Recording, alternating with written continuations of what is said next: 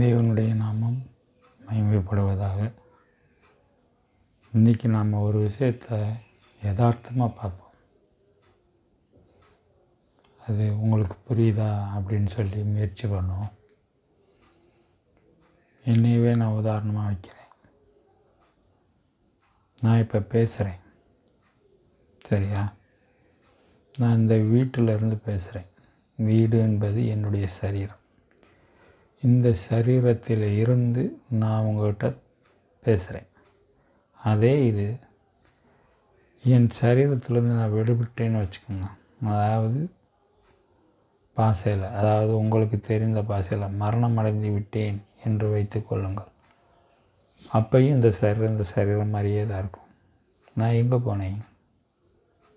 நான் எப்படி இந்த சரீரத்தில் எந்த விதமான சிதைவு எதுவுமே இல்லாமல் இந்த சரீரத்தை விட்டு நான் வெளியில் போயிட்டேன். அப்படி என்பது தான் இப்போ இருக்கிற மரணம் என்பதற்குண்டான விளக்கம். ஆனால் இந்த மரணம் தேவனுடைய சாபத்தினால் வர்ற விஷயம். பாவத்துக்கு அடிமையானவன் எவனும் பாவியாக இருக்கிறான். அடிமையானவன் என்றைக்கும் வீட்டிலே நிலைத்திறான். குமாரன் என்றைக்கும் நிலைத்திருக்கிறார். ஆகையால் குமாரன் உங்களை விடுதலையாக்கினால் மெய்யாகவே விடுதலையாவீர்கள். நான் இப்போ கிறிஸ்துவை ஏற்றுக்கொண்டு ஞானஸ்நானம் பெற்று அவருடைய இரத்தத்திலும் அவருடைய மாம்சத்திலும் பங்கு பெற்று ஜலத்தினாலும் ஆவியினாலும், அதாவது ஞானஸ்நானம் ஜலத்தினாலும் ஆவியினாலும் பிறந்து, மறுபடியும் பிறந்து என்பது நான் முந்தின பிறவியில் மரணம் அடைஞ்சிட்டேன்றது தான் அர்த்தம். நான் மறுபடியும் ஒரு புது பிறவியாக பிறக்கிறேன். அப்போ நான் போன பிறவியில் மரணம் அடைஞ்சிட்டேன். இந்த பிறவியில் நான் பிறந்திருக்கேன். தேவனுடைய பிள்ளையாக பிறந்திருக்கேன்.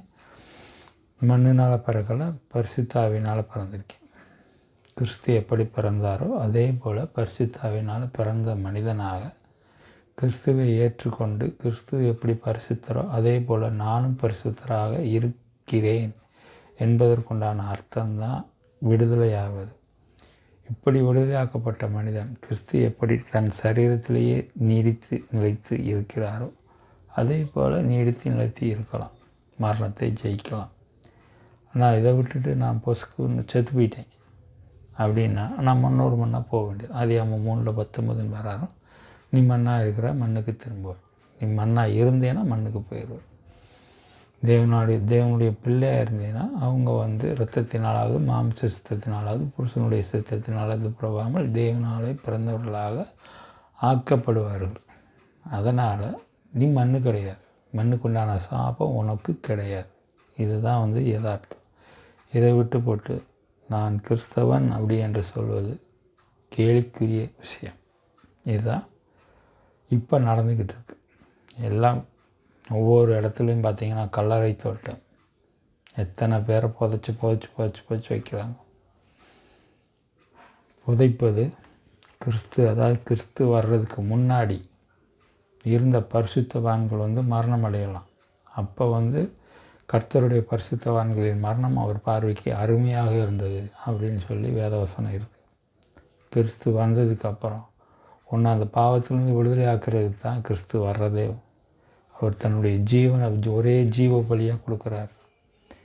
ஜீவ பலியாக கொடுத்ததுக்கப்புறம் அவரோட இரத்தத்திலே அவருடைய மாம்சத்தில் நீ பங்கு பெற்று அவருக்குள்ளே நீயும் உனக்குள்ள அவருமாக இருப்பதனால் அவர் பரிசுத்தர். அதே போல் நீயும் பரிசுத்தராக இருந்து விடுதலையாகி உன் சரீரமாகிய வீட்டிலேயே நிலைத்திருக்கலாம். இதுதான் வேதவசனம் நமக்கு சொல்லிக் கொடுக்கும் பாடம். ஆனால் இது எல்லார் கையிலையும் இருக்குது. ஆனால் யாருக்குமே தெரியலை. அதை யாரும் போதிக்கலை. இதுதான் மிகப்பெரிய கொடுமை.